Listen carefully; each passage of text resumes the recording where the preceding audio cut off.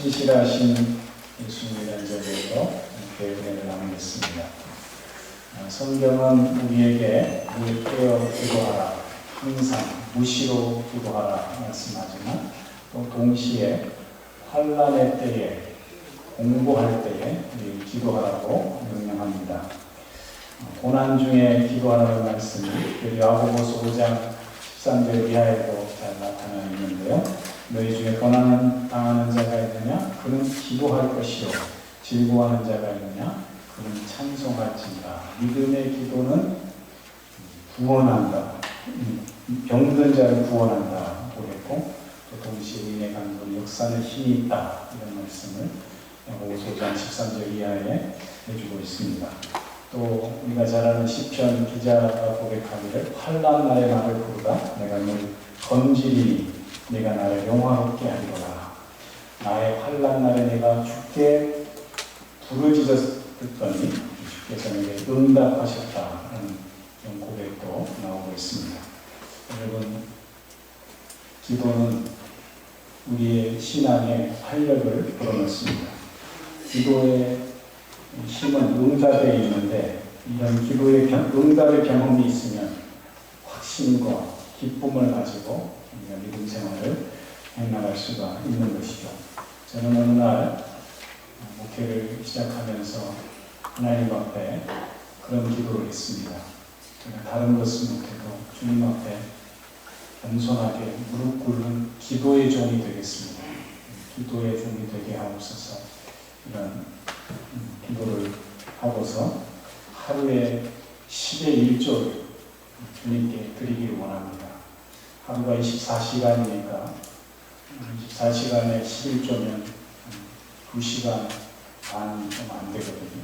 그래서 아침에 새벽 기도 때 1시간, 또 저녁에 자기 전에 1시간, 또 하루 중에 한 20-30분을 떼어서 주님께 드리기로 하고 애를 썼던 그런 기억이 있습니다. 지금은 물론 그 율법적으로 시간을 내어서 기도하지 못하지만 어쨌든 그런 마음을 가지고 주님께 작전 기도를 했을 때 정말 하나님께서 부어주신 특별한 은혜를 경험하게 된다는 것이죠. 여러분, 기도를 사모하면 하늘의 문이 열리고 기도의 문이 열리게 되는 줄 믿습니다. 기도의 종들이 되시고 기도를 통해 살아계신 하나님을 만나는 경험이 있기를 축복합니다. 믿음 생활에 있어서 어떤 신앙의 전기, 믿음 생활의 변곡점을 경험하고 싶다면 여러분, 기도의 자리로 나아가십시오. 기도의 방석을 준비하십시오. 나만의 골방을 가지고 주님 앞에 나아가면 살아계신 하나님을 만나고 경험하게 될 줄 믿습니다. 예수님의 삶도 한마디로 기도의 삶이 있습니다. 그는 많은 사람들을 만나고 많은 사람들을 함께하는 그 바쁜 사역 가운데에서도 언제나 하나님 앞에 순종하는 삶을 이루기 위해서 동이 트기 전 제일 먼저 나아가서 하나님 앞에 홀로 기도하셨던 모습을 우리에게 보여주십니다. 또 중요한 일을 앞두고는 우리가 잘 아는 대로 겟세마네 동산에 올라 밤을 새워 피땀으로 기도했던 그런 기도도 기억하고 있습니다. 그런데 우리가 한 가지 잊지 않아야 될 것은 기도는 결코 우리의 어떤 소원, 모든 소원을 다 이루는 도깨비 방망이 같다라고 생각하시면 안 됩니다. 기도는 기도의 본질은 뭐냐? 관계 회복입니다. 기도는 하나님과의 친밀한 관계를 회복하고 하나님의 그 사랑을 몸소 경험함으로써 이 세상 가운데서 두려움을 떨쳐버리고 힘있게 살아갈 수 있는 하늘의 힘을, 하늘의 원동력을 얻는 그런 기회라는 것을 우리가 잊지 않아야 하는 것이죠. 오늘 그래서 기도의 본질은 사귑니다. 깊이 하나님을 만나는 것이다 라고 할 수가 있고 하나님과 하나 되는 것이다 라고 할 수가 있는데 예수님께서 이제 제자들을 두고서 마지막 십자가를 지시기 전에 하나님 앞에 기도한 내용이 오늘 우리 본문에 나와 있습니다. 그래서 요한복음 17장을 대제사장적 기도라라는 그런 제목이 붙어 있습니다. 그래서 자신과 남겨진 제자들의 이 땅에서의 구별된 삶, 성별된 삶을 위해서 예수님이 친히 기도하고 있다는 것이죠. 우리 예수님의 대제사장적 기도를 통해서 주님의 제자들, 우리는 이 땅에서 어떻게 살아야 됩니까? 어떤 기도를 드려야 됩니까를 함께 배워볼 수 있기 바랍니다. 우리 예수님의 우리를 향한 그 기도의 가르침을 통해서 기도의 핵심, 기도의 본질, 우리가 드려야 될 기도의 중요한 그런 주제를 발견하는 귀한 시간이 될 수 있기를 축복합니다. 이것이 뭐냐? 첫 번째는 예수님은 자신과 제자들을 위해서 기도한다고 했는데, 첫 번째, 자신을 영화롭게 하사 아버지를 영화롭게 하옵소서. 아버지 하나님, 나를 영화롭게 하셔서 아버지께 영광 돌리게 하옵소서. 이 기도를 하고 있습니다. 1절에 보시면 그가 눈을 들어 하늘을 우러러 기도하기를 아버지여 때가 이르렀사오니 아들을 영화롭게 하사 아들로 아버지를 영화롭게 하게 하옵소서. 이렇게 기도하고 있습니다. 기도는 관계 회복, 친밀한 관계 형성, 사귐이 그 본질이라고 그랬는데, 이 예수님은 하나님 앞에서 하나님과의 관계를 유지하기 위해서 하나님과의 더 큰 관계를 형성하는 것이 자신의 삶에 있어서 가장 소중한 것임을 깨달았습니다. 그래서 예수님이 가장 원했던 것은 큰 무엇도 아니고 단순하게 고통의 십자가를 피하고 싶다는 것도 아니고 또 사람들에게 오래 기억되고 싶은 그런 것도 아니고 자신의 명예를 위해서도 기도하는 것이 아니라 아버지와의 그 관계 속에서 아버지를 영화롭게 하고자 하는 가장 중요한 기도를 드리고 있다는 것이죠. 그가 그냥 하나님을 영화롭게 해달라, 내가 하나님의 영광을 위해 살게 해달라고 단순히 기도한 것 같지만 이 내용을 살펴보면 우리에게 주는 시사점이 많습니다. 예수님의 아들을 영화롭게 하사 아들로 아버지를 영화롭게 해달라, 이런 표현을 하고 있는데, 예수님 자신을 통해서 하나님의 영광을 더 온전히 드러내게 해달라고 기도하고 있습니다. 사실 예수님은 하나님의 아들로서 이 땅 가운데 오셨습니다. 그냥 오신 것이 아니라 하나님 아버지의 영광스러운 사명을 가지고 이 땅에 오셨습니다. 그것만으로도 사실 큰 권세요, 축복입니다. 자랑거리요, 권세, 하나님이 부여해 주신 그 놀라운 사명의 권세를 가지고 있다고 할 수가 있습니다. 이미 충분한 그는 영광을 가지고 이 땅에 오셨습니다. 그러잖아요. 하나님의 아들로서 이 땅에 오셨다는 것 자체가. 그런데 예수님은 다시금 뭐라고 기도해요? 십자가를 앞두고 그 마지막 사명, 구원의 사명을 이루기 위해서 하나님 나를 영화롭게 하옵소서, 하나님의 영광을 위해서 나를 영화롭게 하옵소서, 이렇게 기도하고 있습니다. 이것은 구체적으로 무슨 뜻이냐? 지금까지도 하나님의 뜻에 순종하면서 하나님의 영광을 위해 살았지만 이 땅에 온 사명자로서 이 땅에 온 것 자체가 영광이지만 이제 하나님이 내게 준 이 구원의 사명, 십자가를 온전히 받아지고 순종을 통해서 부활과 승천의 영광 가운데 이 영광스러운 사명을 완수하기 원합니다. 하나님 내게 주신 이 귀한 십자가 사명을 완수하고 내게 주신 이 구원의 사명을 완성하기 원합니다.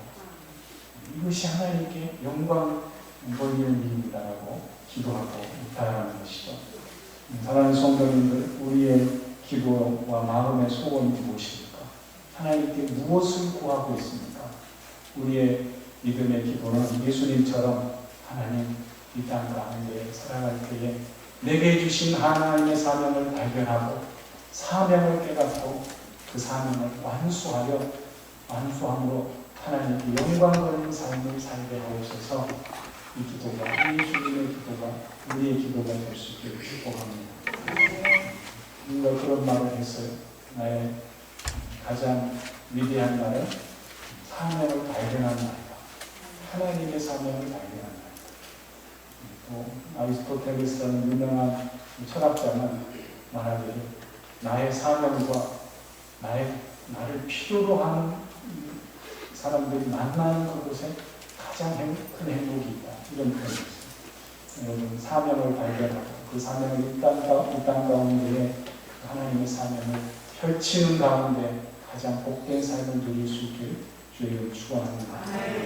하나님의 때에 이 귀한 하나님의 사명을 감당하고 하나님의 영광스러운 사역에 동참하는 것, 그 기도가 우리의 기도가 될 수 있기를 바랍니다. 두 번째로 예수님께서 우리에게 보여주신 기도의 본은 자신을 위해서 기도할 뿐만 아니라 제자들을 위해서 기도하고 있습니다. 이제 자신은 떠나가지만 사명을 완수하고 하나님 곁으로 가지만 이제 이 세상에 남겨진 제자들이 중요하잖아요.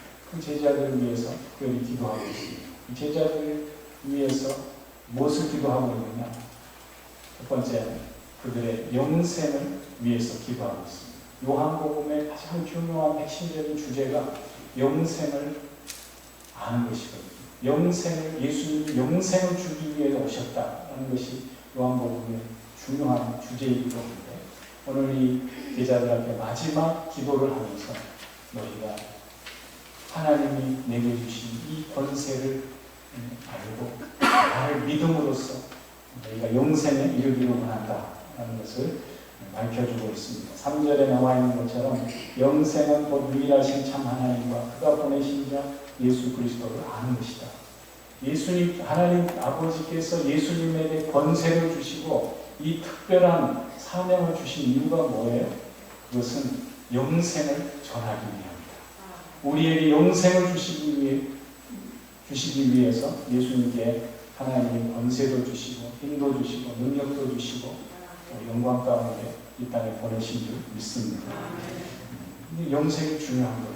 예수님이 오신 목적, 모든 사람에게 영생을 주시려고 왔기 때문에 이 영생이 너희 제자들 신령 가운데 그리고 이 땅의 모든 신령 가운데 전해지기를 원한다 하는 것이죠. 영생이 뭐라고요? 유일하신 참 하나님과 그의 보내신 아들 예수 그리스도를 아는 것이라고 했어요. 아는 것.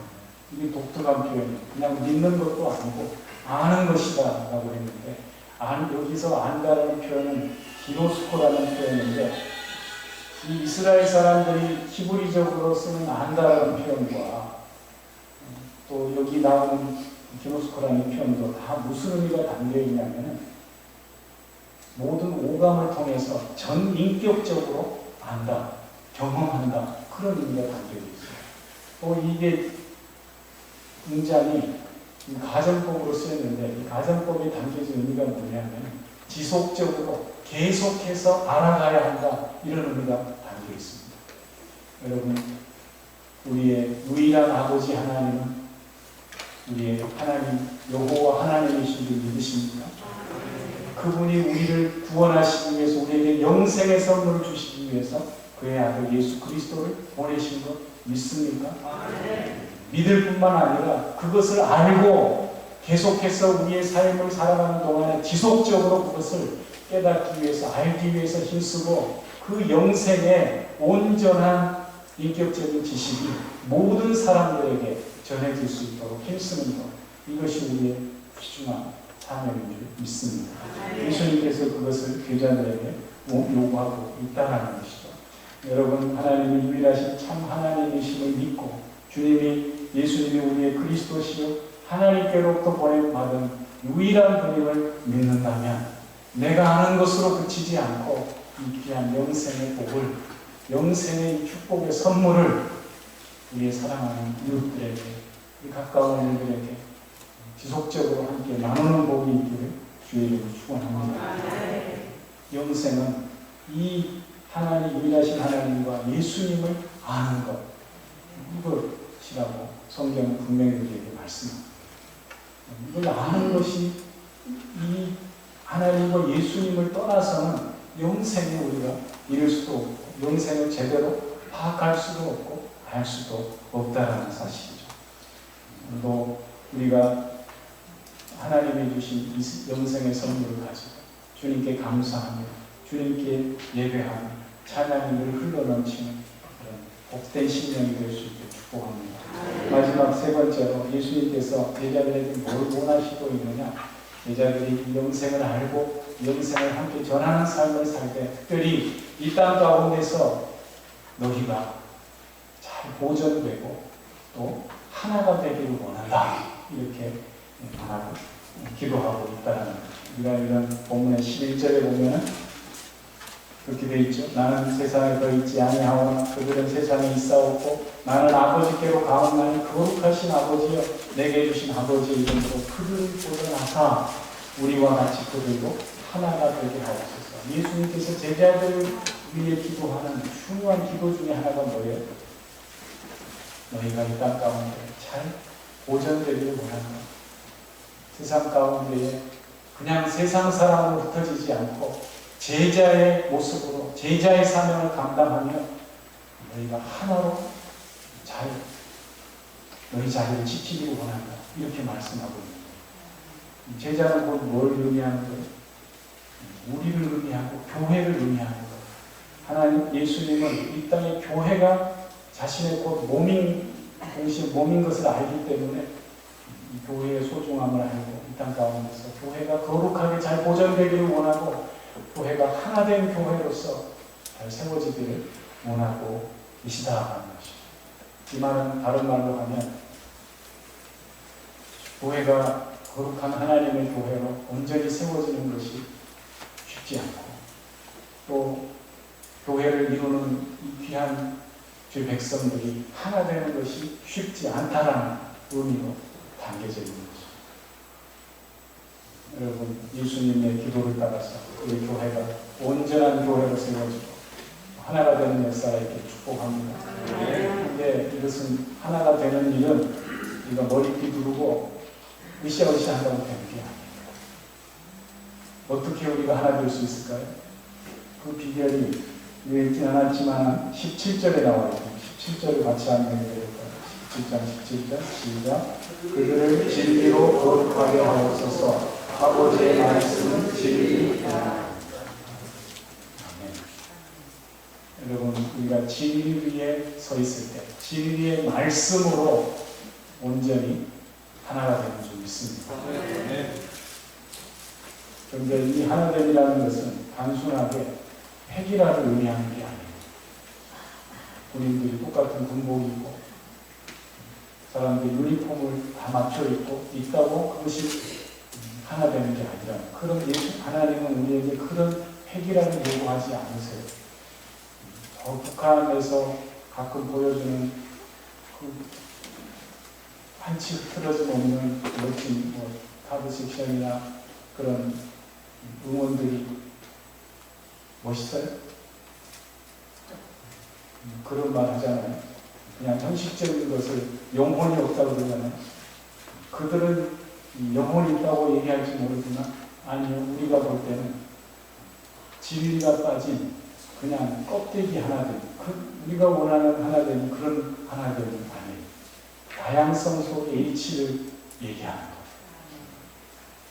이렇게 다양한 사람들이 함께 어우러져 하나가 될 수 있다는 게 가장 아름다운 공동체 모습이 있습니다. 그러니까 우리의 인격과 우리의 자질과 우리의 다들 그런 개성들을 다 죽여버리고 어떤 획일화된 하나를 요구하는 게 아니에요. 다양한 사람들이 모였지만 우리는 충분히 하나 될 수 있는 줄 믿습니다. 어떻게 해요? 진리의 말씀 안에서. 말씀을 떠나서는 결코 우리가 하나 될 수가 없는 거예요.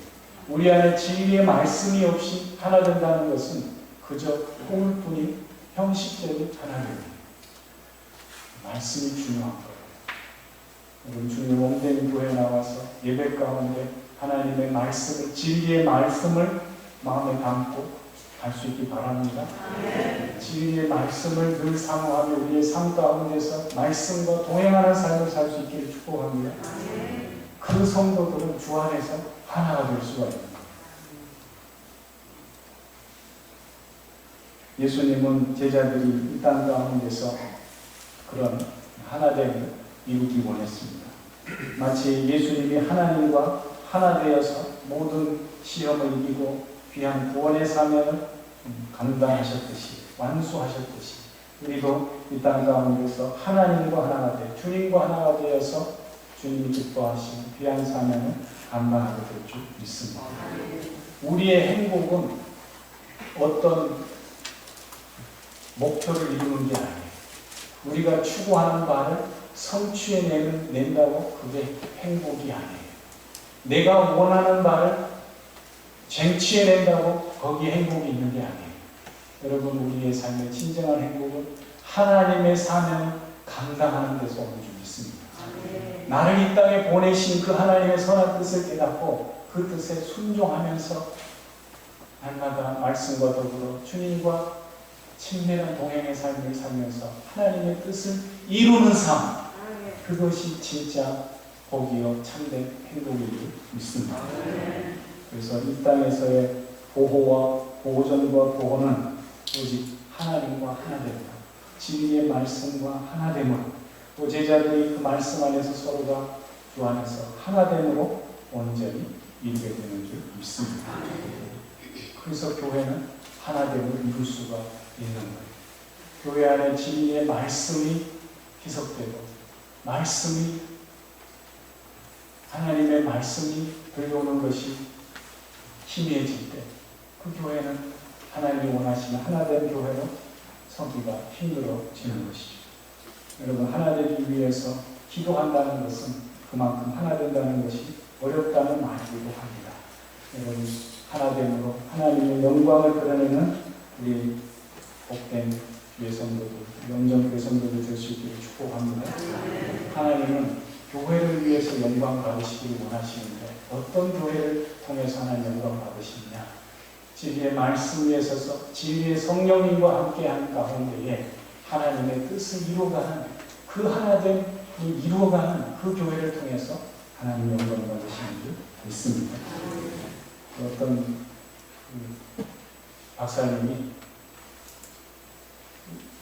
이스라엘 가서 들은 내용인데, 그 키부츠에 가면은 대추나무 농장, 대추야자 나무 농장이 많거든요.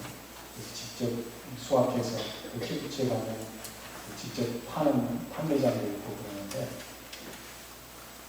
품질이 좋더라고요. 가보니까 대추야자 이스라엘 가면 여러 군데 살 수가 있는데 여기 팔레스타인 지역에서도 싸게 파는데 아무래도 좀 품질이 떨어져요.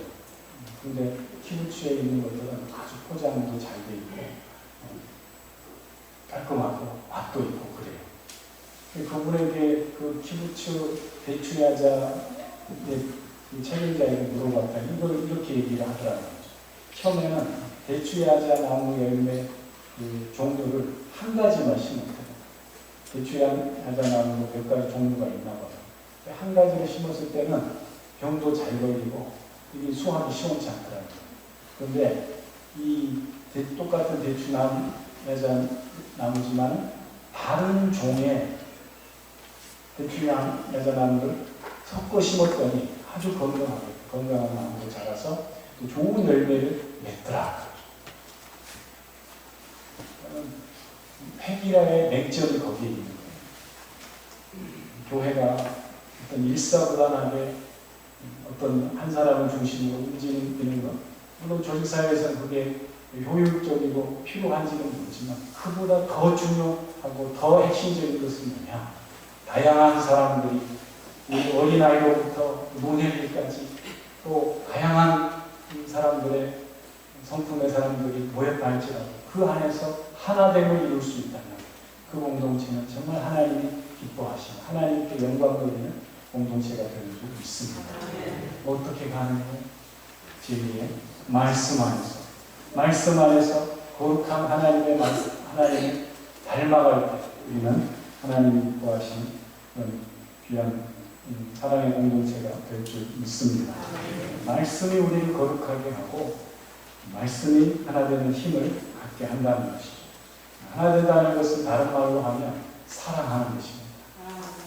따라해보세요. 하나됨은 사랑하는 것이다. 우리가 사랑할 준비가 되어 있고 말씀 앞에 우리 심령을 겸손하게 열어놓고 말씀에 순종할 준비가 되어 있으면 우리는 하나님의 주님의 명령대로 서로 사랑하라. 그 사랑의 하나됨을 이루어가는 넉넉히 이루어가게 될 줄 믿습니다. 사랑은 우리의 숙명입니다. 사람은 사랑이 되어야 된다고 하잖아요. 사람의 그 미움의 모난 것들이 다 깎여져서 말씀으로 다듬어져서 성령의 은혜로 사람이 다 될 수 있기를 축복합니다. 사랑은 우리의 신앙의 과제이자 숙명이자 운명입니다. 그래서 오늘 말씀에 진리의 말씀과 함께 우리가 말씀 안에서 하나가 되어 하나님의 영광을 위해 살아가는 주님이 그렇게 우리를 위해서 기도하셨던 그 하나됨을 위해서 우리가 날마다 말씀 안에 거할 수 있기를 축복합니다. 여러분 주 안에서 행복한 사람이 되기를 소망합니다. 내가 행복해야 다른 사람들에게 행복을 전할 수 있는 거예요. 우리 교회가 행복한 교회가 돼야 세상 사람들에게 행복을 전하고 드러내는 진정한 행복이 있다고 소문낼 수 있는 그런 교회가 될 수 있습니다. 어디서 행복을 찾습니까? 하나님의 진리의 말씀 안에서.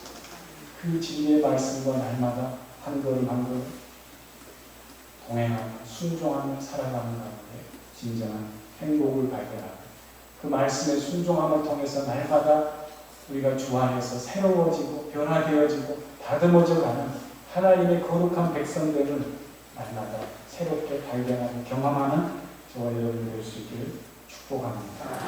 말씀 안에서 열매를 보는 것, 그보다 더 큰 기쁨은 없다. 말씀 안에서 우리가 살아갈 때 우리 주님이 원하시는 하나됨을 이루고